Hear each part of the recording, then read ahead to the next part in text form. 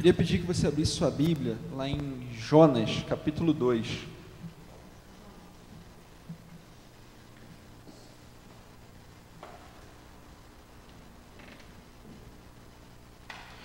Livro de Jonas, capítulo 2.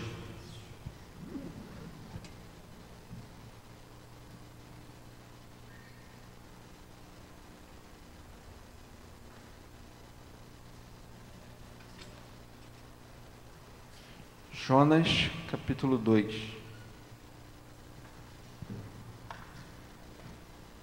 Amém, amém? Diz assim a palavra de Deus. Dentro do peixe, Jonas orou ao Senhor, o seu Deus, e disse: Em meu desespero, clamei ao Senhor, e ele me respondeu. Do ventre da morte gritei por socorro, e ouviste o meu clamor. Jogaste-me nas profundezas, no coração dos mares. Correntezas formavam um turbilhão ao meu redor. Todas as tuas ondas e vagas passaram sobre mim.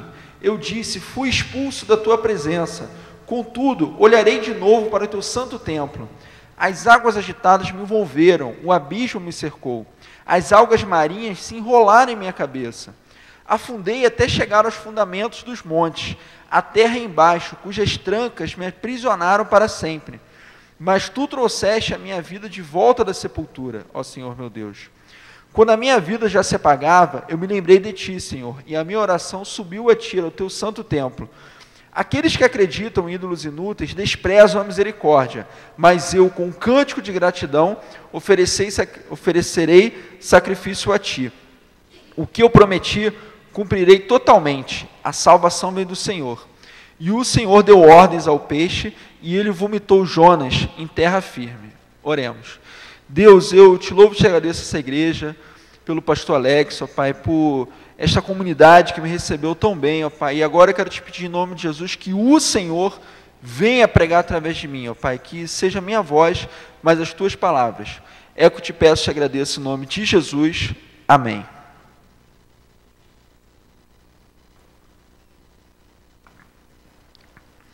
O que está acontecendo aqui?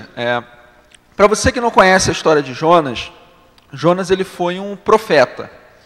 E quem era um profeta? O profeta ele era uma pessoa que dizia ao povo, dizia uma comunidade, dizia para alguém aquilo que Deus mandava dizer. Hoje, se você e eu quisermos saber aquilo que Deus tem para a gente, é fácil. A gente pega a Bíblia e abre e começa a ler. E se nós lermos cerca de uns 4 capítulos por dia, em um ano a gente lê a Bíblia toda. Então, Deus hoje ele fala conosco através da Bíblia e através do Espírito Santo.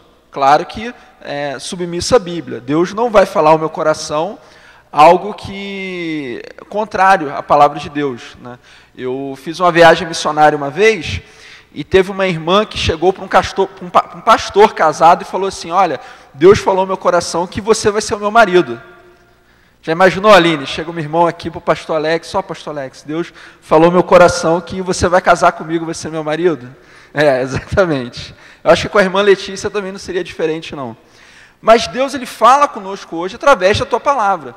Mas nesse período aqui, nesse momento específico da história, Deus ele fala às pessoas através de quem? Dos profetas. E o que aconteceu com Jonas? Deus virou para Jonas e falou, olha Jonas, vai para uma cidade chamada Nínive, prega lá, fala que eles precisam se arrepender dos seus pecados, porque senão eu vou destruir a cidade. Só que o que aconteceu? Jonas ele não quis ir para essa cidade pregar a palavra de Deus. E ele foi para o lado oposto. É como se Deus virasse para ele e falasse assim, olha Jonas, pega o metrô da linha azul e vai para o Tucuruvi. E aí ele vai e pega para o Jabaquara. E o que acontece? Quando ele está dentro do navio, vem uma tempestade, e as pessoas ficam sem saber o que está acontecendo, não, o que está acontecendo, por que essa tempestade e tudo, e por fim Jonas vira para os marinheiros e fala assim, olha, isso aqui está acontecendo por minha causa, me peguem, me joguem para fora do navio que o problema acaba. E aí os caras não querem, eles tentam dar jeito, tudo, mas por fim não conseguem. E aí os marinheiros pegam Jonas e jogam ele no mar. E quando jogam no mar, a tempestade se acaba. E vem um peixe e engole Jonas. E quando o peixe engole Jonas, ele faz essa oração dentro do peixe. Então essa é a oração que o Jonas vai fazer. E o que isso tem a ver com a minha vida? E o que isso tem a ver com a sua vida?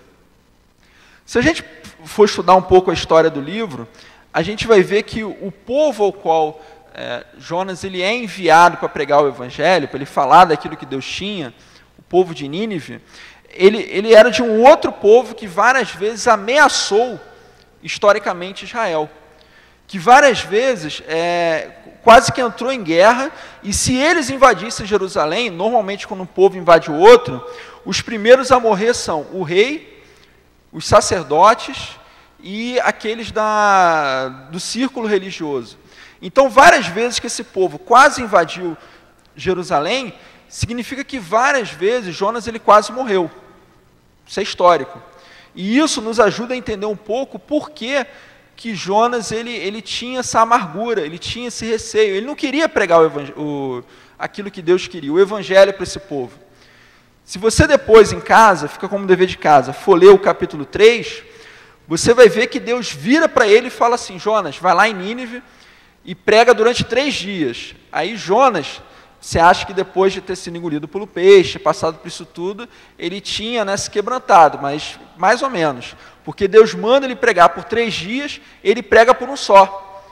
Só que a pregação dele de um dia faz com que o povo se arrependa. E no final das contas, ele sai da cidade, fica olhando, e ele fica chateado com Deus, porque Deus não destruiu aquele povo, porque Jonas ele queria que aquele povo fosse destruído. E o que eu aprendo aqui? A primeira coisa, que você e eu precisamos de cuidado contínuo. Você e eu precisamos de cuidado contínuo. Por quê? Porque o Jonas, ele era uma pessoa próxima de Deus, ele falava com Deus igual eu falo assim com você. Mas ainda assim ele permitiu que a amargura e que a dor tomassem conta do coração dele, de tal maneira que ele queria que uma cidade inteira fosse destruída. Eu gosto muito daquela frase que diz que a conversão é um milagre de um instante, mas santidade é um trabalho árduo para a vida inteira. E essa santidade, ela não é feita sozinho, ela precisa de alguém. Você e eu precisamos ser cuidados por alguém, e você e eu precisamos cuidar de alguém.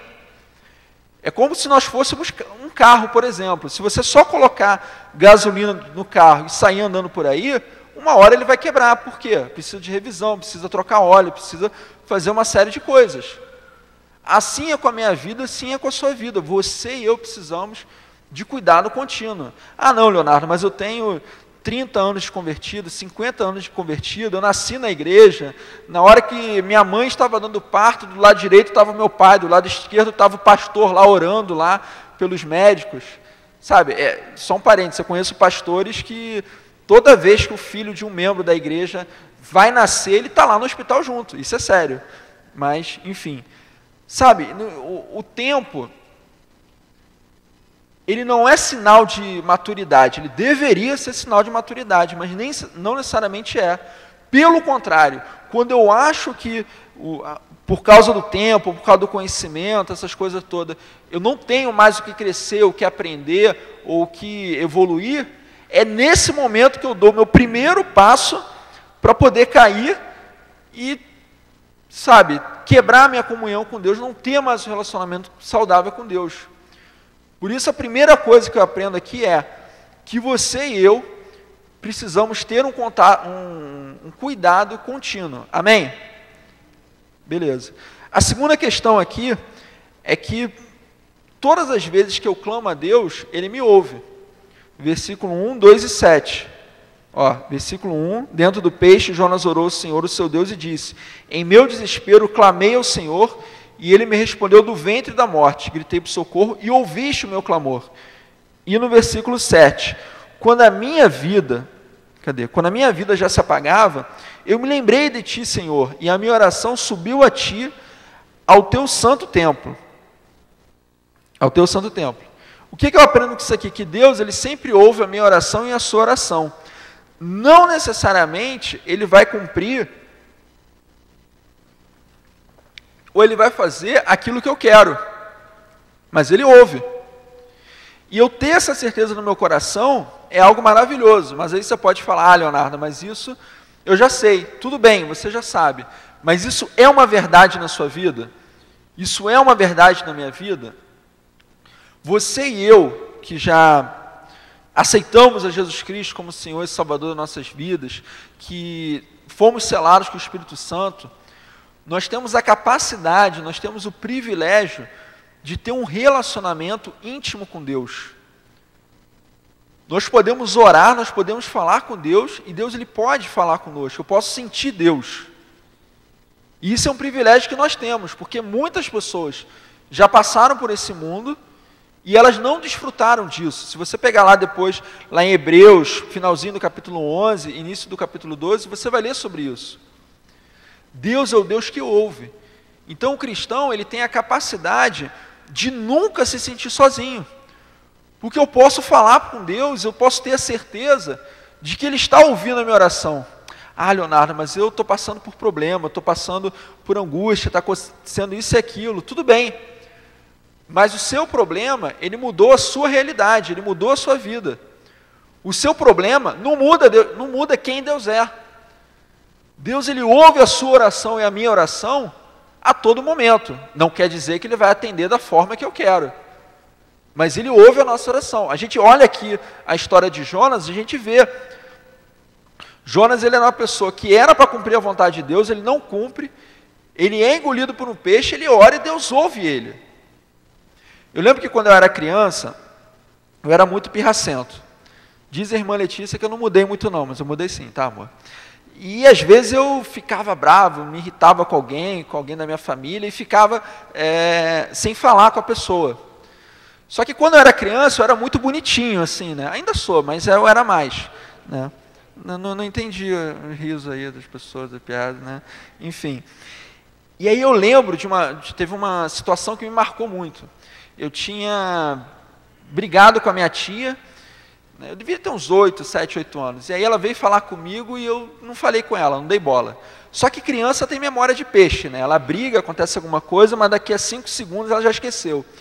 E aí eu lembro que eu fui falar alguma coisa com ela, um tempinho depois, e ela não quis papo comigo.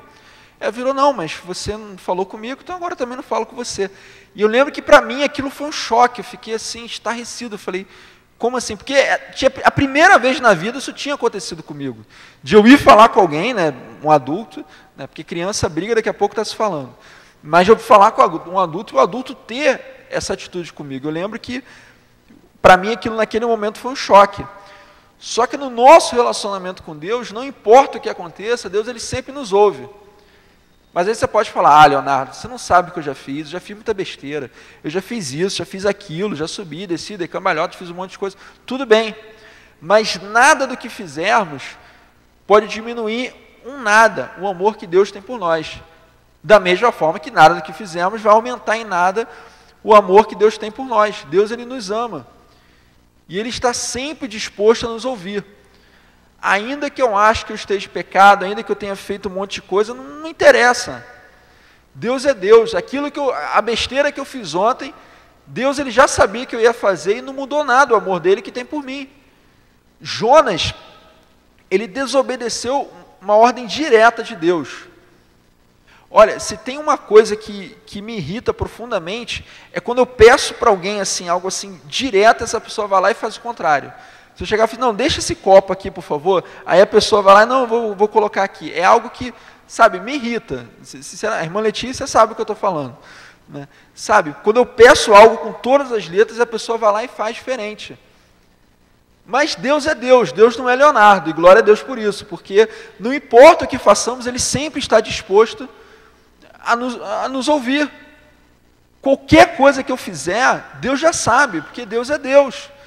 Não tem absolutamente nada que eu faça que Deus lá do céu ele olhe, não acredito que Leonardo fez isso. Anjos, vem cá, olhem aqui o que está acontecendo. É impossível. Porque Deus é Deus. Então você e eu precisamos ter essa certeza que Deus ele ouve as nossas orações a qualquer momento. Às vezes a gente pensa assim, não, mas poxa, eu me afastei da igreja, eu fiz isso. Não, para eu poder orar, ter um relacionamento com Deus, primeiro eu preciso me consertar. Sabe, isso tudo é besteira do diabo, isso tudo é satânico. Deus, ele ouve a nós a qualquer momento, em qualquer situação, não importa o que a gente tenha feito, porque ele é amor, é da natureza dele. E o texto continua, né? Assumo e cumpro o meu compromisso. Dá uma olhada no versículo 9 aqui. Mas eu, com um cântico de gratidão, oferecerei sacrifício a ti. O que eu prometi, cumprirei totalmente. A salvação, ela vem do Senhor. Você e eu, nós temos o privilégio de poder viver de acordo com a vontade de Deus.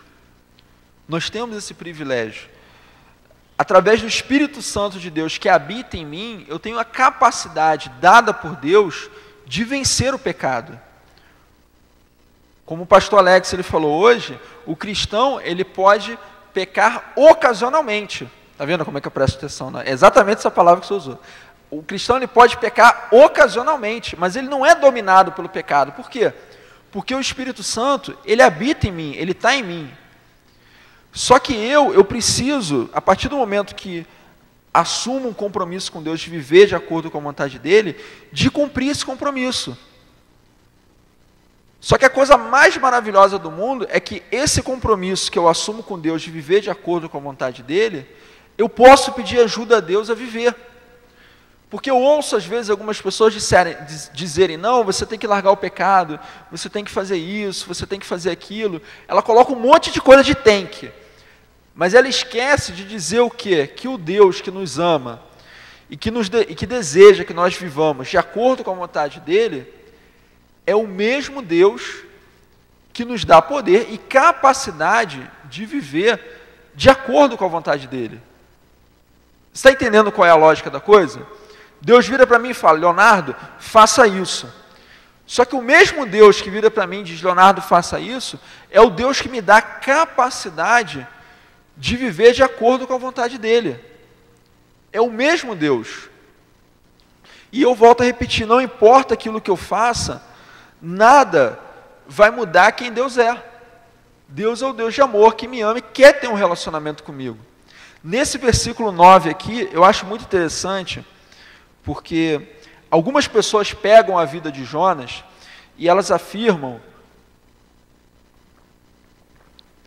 que se Deus deseja que eu faça algo, ele vai me obrigar. Então Deus quer que o Marcinho vire missionário na África. Então Deus vai obrigar, e ai do Marcinho se não quiser fazer isso, Deus ele vai puxar o Marcinho pelos cabelos até ficar careca, se for necessário. Sabe, algumas pessoas veem, acham e creem que Deus ele obriga uma pessoa a fazer isso. Ele não obriga. Deus ele tem a obra dele, ele nos usa, e você e eu que tomamos a decisão se eu vou cumprir a vontade de Deus ou não.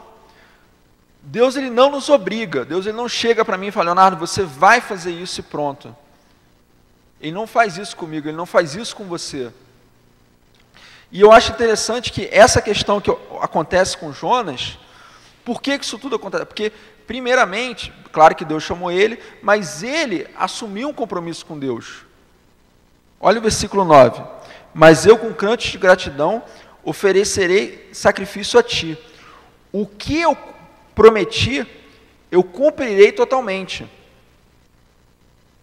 Jonas, em algum momento da vida dele, ele assume o compromisso com Deus, de viver de acordo com a vontade dele, de pregar a palavra dele, de ir para onde Deus quer que ele vá. E ele descumpre isso. Mas o que eu acho maravilhoso é que mesmo ele, tendo assumido o compromisso com Deus e tendo deixado esse compromisso de lado, Deus ainda dá atenção a ele e o ajuda a viver de acordo com a vontade dele. E isso para mim é algo maravilhoso. Porque o Deus que nós servimos, o Deus que quer ter um relacionamento conosco, é o Deus que nos ama e não nos deixa de lado.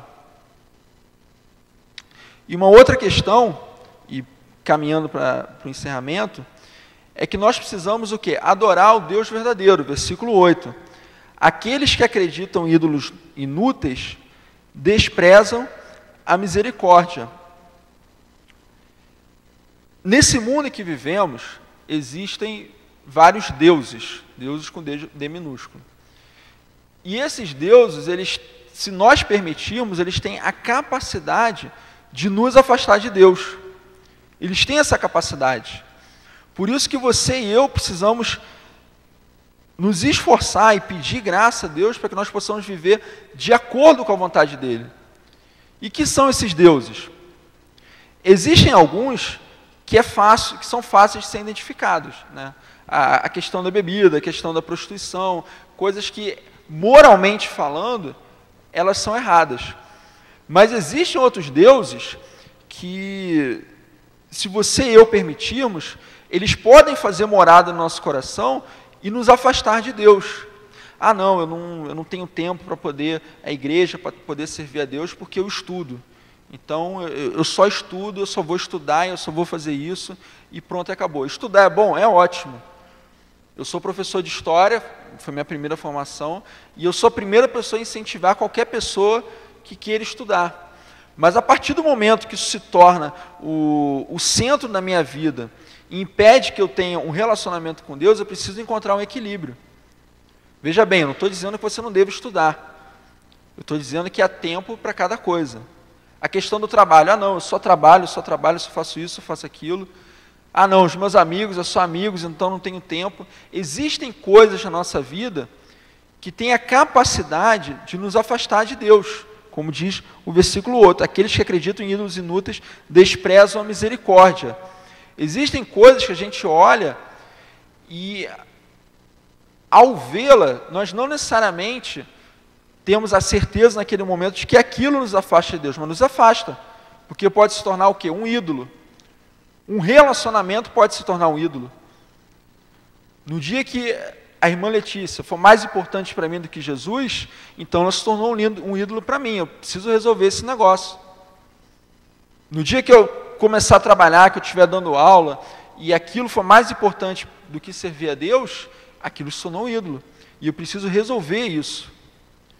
Por isso que você e eu, nós precisamos examinar a nossa vida para ver, poxa, existe algo na minha vida que está me afastando de Deus? Algumas coisas são muito fáceis de identificar, outras não. Ah, Leonardo, mas eu não consigo examinar a minha vida, eu não tenho essa capacidade, o que eu faço? Então, ora.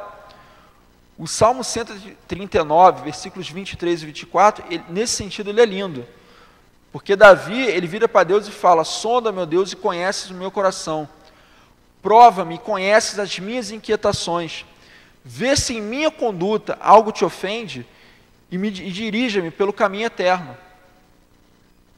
Você e eu temos o privilégio de viver de acordo com a vontade de Deus, e nós não estamos sozinhos nessa empreitada. Deus, ele deseja nos ajudar a viver de acordo com a vontade dele. Mas eu preciso abrir o meu coração para Deus e falar: Deus, me ajuda a viver para a tua glória. Deus, como é que está a minha vida? E se em algum momento eu olhar para a minha vida e falar assim: não existe nada na minha vida que eu preciso mudar, eu estou perfeito e não tem problema nenhum, então é nesse momento que eu preciso tomar muito cuidado. Porque o que a Bíblia diz? Que a soberba, ela precede a ruína. A partir do momento que eu me orgulho, eu dou o primeiro passo, eu abro a porta para quê? Para eu me afastar de Deus. Para que o meu relacionamento com Deus, ele se deteriore. E Deus deseja ele ter um relacionamento comigo contínuo, santo e agradável. De estar sempre junto, de ter íntima comunhão. Mas para que isso aconteça, eu preciso vigiar a minha vida e preciso prestar atenção no meu coração. E se eu não tenho capacidade, eu peço isso para Deus.